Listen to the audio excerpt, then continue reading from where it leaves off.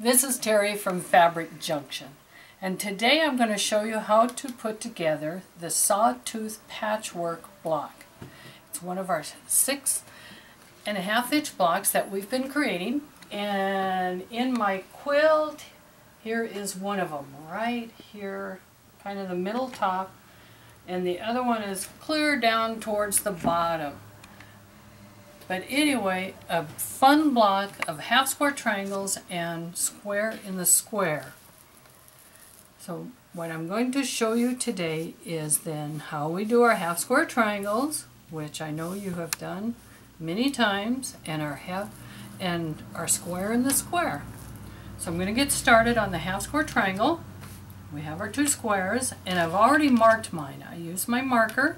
I marked the left and right side, and that is where my stitch line is. So let me get those little guys done.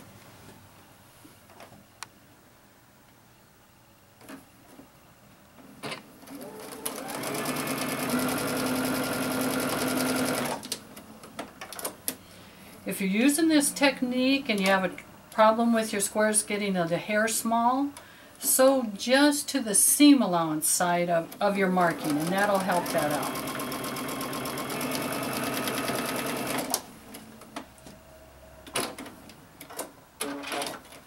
Okay, they're done.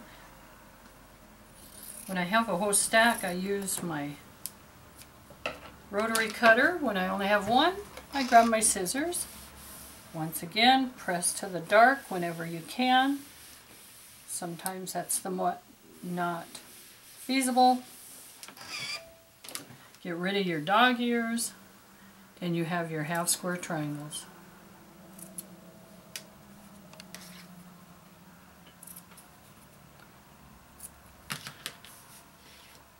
Okay, square into square, and you can see my pieces are tipped up because I did a little pressing ahead of time.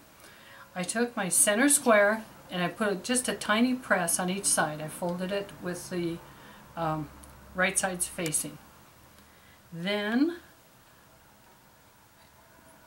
did every one of these backwards. Well, it'll be easier for me to go the other way then, to get them to cup. You want them to cup into each other. And my natural instinct is always to have right sides facing, so I did them all that way. Okay, so you want them to go opposite anyway, so that they cuddle into each other. This is the right side of this one, so I'm going to flip him over, line him up, and sew on one side. And when I do a square in the square, I sew a left side, I grab my piece, I do the right side, so I do a left and a right, and then I press. And I'll do a whole chain of them when I have a lot of them.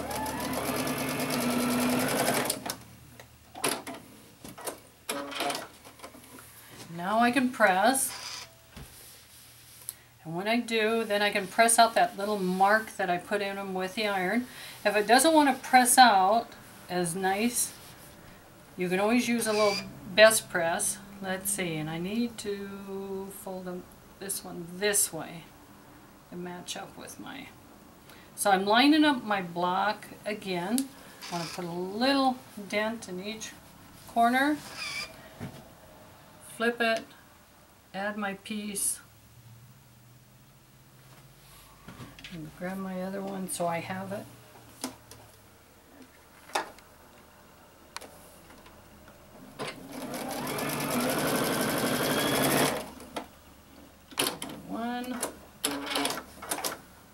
Turn.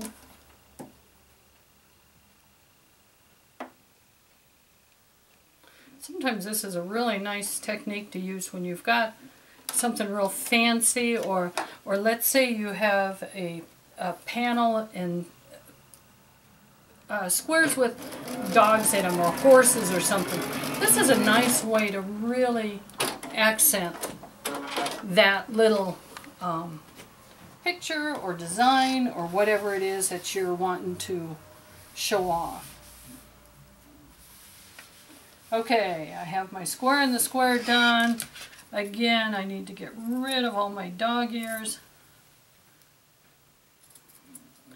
Place it in my block. Interesting about this one here, your square and the squares, you've got 5 of them, and they run right through the middle. And then your half square triangles point inward. I would sew it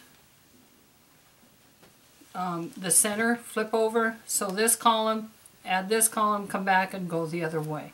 So I know that you know how that technique works. Go for it. Once I had my block sewn together, this particular one I just put plain strips, no cornerstones, nothing fancy. I sew 1 to each side. The strips are 1.5 by 6.5. I do 1 at the top and the bottom. These are 1.5 by 8.5. And that completes my block to put in my pot holder. Then I get my back, my cotton batting, my Insulbrite, which that's the layer that gives me the real protection if I use my pot holder, which I do. Set my block on there, center it, and then I quilt it. This particular one, I can see I just did a little quilting, stitch in the ditch. Gives you good practice on working on your quilting techniques. Bind it, and you have a lovely pot holder made from the Sawtooth Patchwork block. Thank you for watching us here at Fabric Junction, and do check us out at our website, junctionfabric.com, our blog site, Fabric Junction Jewels, blogspot.com.